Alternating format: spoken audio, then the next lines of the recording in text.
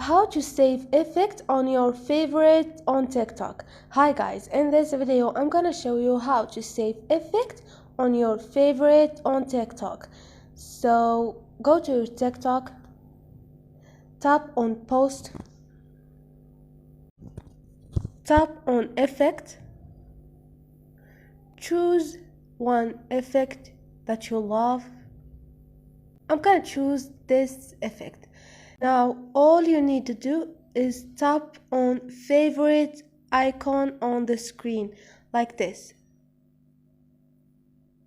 So this is how you save your favorite effect. Now go back and this is your profile. Now go to favorite effect. In here you're gonna find all the effect that you loved.